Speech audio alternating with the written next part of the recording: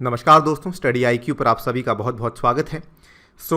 एक नई खबर सामने आ रही है according to which Jack Ma, who is the founder of Alibaba group and also a billionaire from China, माना जा रहा है कि ये पिछले 2 महीनों से मिसिंग है। इनके social media accounts totally inactive हैं ऑलमोस्ट सिंस अक्टूबर। कई सारी पब्लिक अपीयरेंसेस ये करने वाले थे, वो भी अब ये नहीं कर रहे हैं। He has not been a part of them. ये भी कुछ नवंबर में अपीयरेंसेस होने वाली थी, वहाँ पर भी नहीं आए हैं। एंड यहाँ पे साथ ही में चाइनीज़ गवर्नमेंट के द्वारा इनके खिलाफ कई सारी इन्वेस्टिगेशंस, इनकी कंपनी के खिलाफ कई सारी इन्वेस्टिगेशंस शुरू की गई हैं। एक काफ़ी लंबी टाइमलाइन है, उसके बारे में हम बात करेंगे। एंड ऑल्सो बात करेंगे कि is he the first billionaire जिसको कि चाइना ने इस तरीके से कह सकते हैं डिटेन किया है। हालांकि अभी कुछ कंफर्मेशन सामने नहीं आई कि डिटेन किया गया है, लेकिन ऐसा चाइना पहले भी बहुत बार कर चुकी है, जिसमें कई सारे बड़े बड़े बिलियनियर्स, कई सारे बिजनेस टाइकून्स हैं जो कि एक बार गायब होते हैं for some time and then they never reappear. जानेंगे इस पूरी टाइमलाइन को एंड ऑल्सो जानेंगे कुछ बातें जैक मा के बारे में। यदि आप इस लेक्चर की पीडीएफ को डाउनलोड करना चाहते हैं तो मेरे टेलीग्राम चैनल से कर सकते हैं। इसके अलावा इंस्टाग्राम और ट्विटर पे भी आप मेरे साथ जुड़ सकते हैं। Jack Ma, as I told you, he is a Chinese business tycoon, और ये काफ़ी बड़े निवेशक भी हैं और साथ ही में फिलांथ्रोपिस्ट भी हैं, यानी कि काफ़ी सारा अपना पैसा जो है ये दान भी करते हैं। बहुत बड़ी चैरिटीज़ चलाई गई हैं और जिसमें इन्होंने एजुकेशन, हेल्थ, हाउसिंग वगैरह वगैरह कई सारे ऐसे प्रोजेक्ट्स हैं जो कि थर्ड वर्ल्ड कंट्रीज़ में इन्होंने स्पॉन्सर किए हैं। साथ ही में ही इज़ द को founder and the former executive chairman of Alibaba group. Alibaba group एक काफ़ी बड़ी एमएनसी है और ये एक टेक्नोलॉजी बेस्ड कॉन्ग्लोमेरेट है, यानी कि ये कई सारे कामों में उलझी हुई है। ऐसा नहीं है कि ये केवल एक तरह के काम करती है, it is into a lot of works. And Alibaba has been considered the world's largest retailer. जैसे भारत में फ्लिपकार्ट और अमेजॉन है, वैसे अलीबाबा दुनिया की सबसे बड़ी रिटेलर और ई कॉमर्स कंपनी मानी जाती है। And it is also on the list of the largest internet companies of the world. अगर हम जुलाई 2020 की बात करें तो उस टाइम तक जैक मा की जो वर्थ थी इट वॉज $48.2 बिलियन, जिसके चलते मा चाइना में सेकेंड वेल्थिएस्ट पर्सन थे। एंड माना जाता है कि ये दुनिया भर में टॉप 20 रिचेस्ट पर्सन में आते हैं। नाउ एक चीज़ जो आपको काफ़ी इंपॉर्टेंट समझनी होगी, माँ शुरू से ही, नॉट ओनली फ्रॉम टुडे, इनका जन्म लगभग 1964 में हुआ था। And ever since after his education he has been a strong proponent of an open and a market driven economy. लेकिन चाइना में आपको मालूम है कि जो इकोनॉमी है वो काफ़ी हद तक गवर्नमेंट कंट्रोल करती है, मार्केट ड्रिवन उतनी नहीं है, बिकॉज उसमें जो गवर्नमेंट का इंटरफेरेंस है या फिर जो उनकी दखल अंदाजी है वो काफ़ी ज़्यादा है। और माँ के जो विचार थे वो शुरू से ही इस तरीके से थे कि इकोनॉमी हमेशा मार्केट ड्रिवन होनी चाहिए, it should be dependent on the forces of the market, demand supply के अनुसार होना चाहिए, गवर्नमेंट की इंटरवेंशन कम से कम होनी चाहिए। नाउ अगर हम इनकी टाइमलाइन को समझें तो आप समझ पाएंगे कि ऑलमोस्ट सिंस अक्टूबर ये सब चीज़ें देखने को मिलती आ रही हैं कि जो जैक मा के ओपिनियंस हैं, जो उनके विचार हैं, वो सामने आए हैं।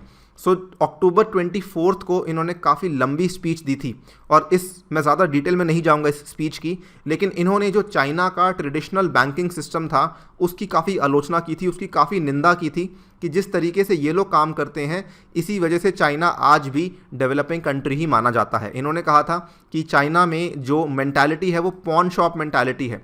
साथ ही में इन्होंने ये भी कहा that he was critical of China's bureaucratic system which stifled innovation, कि जिस तरीके से आपका जो ब्यूरोक्रेटिक सिस्टम है उसकी वजह से इनोवेशन उतनी प्रॉपरली नहीं हो पा रही, और जो बैंकिंग्स के ऊपर रेगुलेशन लगाई गई हैं इसको इन्होंने कहा old peoples club.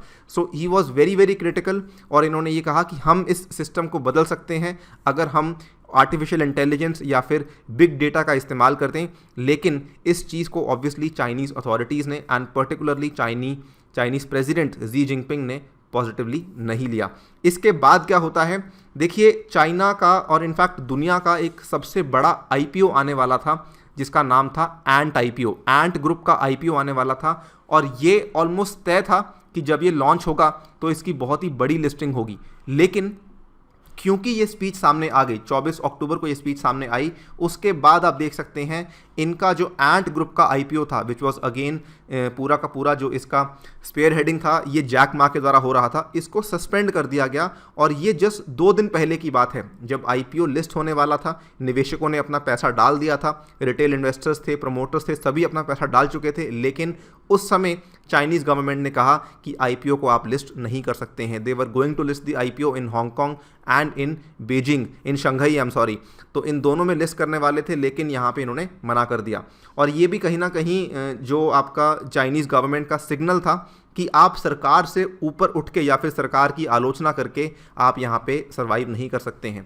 In fact wall street journal की एक रिपोर्ट आई थी जिसमें इन्होंने काफ़ी प्रॉपरली एनालाइज किया था। ये कहा था कि it was the decision of Chinese president Xi Jinping, जिसके चलते एंट ग्रुप का आईपीओ हॉल्ट किया गया था। एंट ग्रुप जो है वो कहीं ना कहीं फिनटेक सेक्टर से लेना देना रखता है। Fintech sector is the sector of finance technology, जिसमें फाइनेंस को टेक्नोलॉजी से मेल करके आप बैंकिंग को या फिर फाइनेंस को रेवोल्यूशनाइज करने की कोशिश करते हैं। सो ये जो आईपीओ था, this was almost valued at 34 billion, जिसके चलते it would have become the largest IPO in the history of the world share market, right. Now जैसे ही ये हुआ, ऑब्वियसली ये चीज़ आंट ग्रुप के लिए और जैक मा के लिए और अलीबाबा के लिए ज़्यादा अच्छी नहीं थी। ये चीज़ नवंबर 13 की बात है।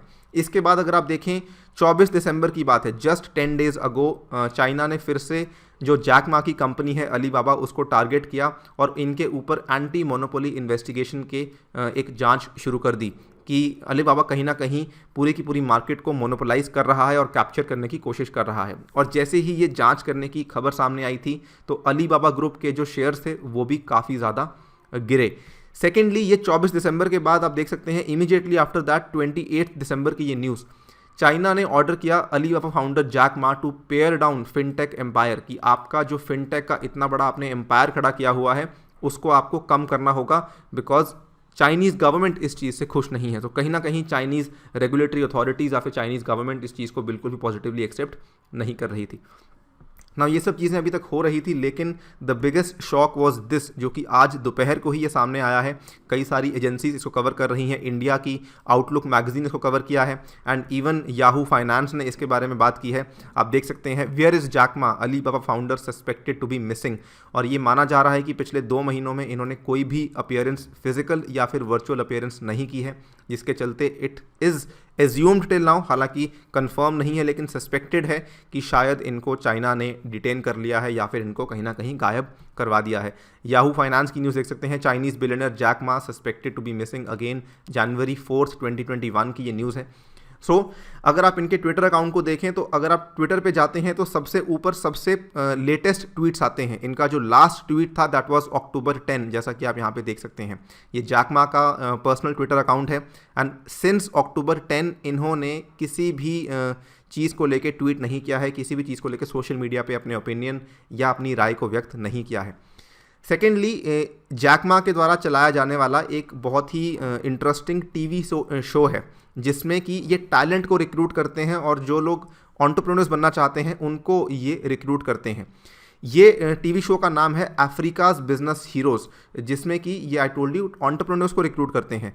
सो इसका जो फिनाले था ये नवंबर में तय किया गया था, लेकिन और ये सभी शोज़ में अभी तक आए थे, लेकिन जो इसका फिनाले था वहाँ पे ये उपस्थित नहीं हुए। इन्होंने अपने किसी ऑल्टरनेटिव को भेज दिया, इन्होंने किसी सब्स्टिट्यूट को भेज दिया कि ये इंसान मेरी जगह पे आएगा। लेकिन जब वो इंसान आया, उनसे पूछा गया कि जैक मा कहाँ पे हैं, तो अलीबाबा के जो प्रवक्ता हैं उन्होंने बताया कि जैक मा को कुछ ज़रूरी काम पड़ गया है जिसकी वजह से वो यहाँ पे नहीं आ पाए हैं। सो ना तो कोई वर्चुअल प्रेजेंस है ना कोई फिजिकल प्रेजेंस है ever since 2 months. So hence it is being assumed कि ये कहीं ना कहीं मिसिंग है, जिसकी वजह से काफ़ी सारे लोग इसको लेके थोड़ा चिंता में हैं। अगर आप देखें चाइनीज़ गवर्नमेंट के द्वारा this is not the first time कि जो ऐसे बड़े बड़े फिनटेक सेक्टर में आने वाले स्टार्टअप्स हैं या फिर बड़ी बड़ी कंपनीज़ हैं उनके ऊपर क्रैकडाउन पहले भी हुआ है। चाइना ने पहले भी इनके ऊपर शिकंजा कसा है। इनफैक्ट एक और बहुत बड़ी कंपनी है टेंसेंट होल्डिंग्स के नाम से, जो काफ़ी फेमस भी है इंडिया में। सो टेंसेंट होल्डिंग्स जो है इनके ऊपर भी काफ़ी दबाव है, इंक्लूडिंग अलीबाबा, कि ये जो है इतने ज़्यादा कस्टमर बेस गेन कर रहे हैं, लेकिन प्रॉब्लम इसकी इसके चलते जो कस्टमर बेस चाइना के बैंक्स का है वो कम हो रहा है। सो चाइनीज़ अथॉरिटीज़ इन दोनों कंपनीज़ के ऊपर काफ़ी ज़्यादा प्रेशराइज कर रही हैं, इवन जो रेगुलेटर्स हैं वो काफ़ी प्रेशराइज कर रहे हैं कि आप यहाँ पे इस तरीके से नहीं कर सकते हैं। And again this is not just limited to fintech startups. I think ये कहीं ना कहीं चाइना के द्वारा हर एक ऐसी फील्ड में जहाँ पर भी कोई भी ऐसा इंसान जो बहुत ज़्यादा बड़ा बन जाए या बहुत बड़ा एम्पायर खड़ा कर ले, उस चीज़ को लेके चाइना पॉजिटिवली नहीं रहता है। जुलाई 2020 की ये खबर आप देख सकते हैं, China is dismantling the empire of a vanished tycoon. ये जो नाम है जाओ जिनुआ, ये अगेन दिस पर्सन जो है इसको काफ़ी साल पहले डिटेन कर लिया गया था। He was also doing the same thing. ये भी फिनटेक के ही एरिया में काम कर रहे थे और जिस तरीके से ये काम कर रहे थे लोग इनको काफ़ी पॉजिटिवली ले रहे थे। ही इनका जो स्टाइल था it was free wheeling finance, ठीक है। तो ये इन्होंने बेसिकली एक तरीके से चाइना के बैंकिंग सिस्टम को टारगेट किया था, लेकिन चाइना ने इनको भी गायब करवा दिया है। सिंस 2018 इनका कोई भी अता पता नहीं है।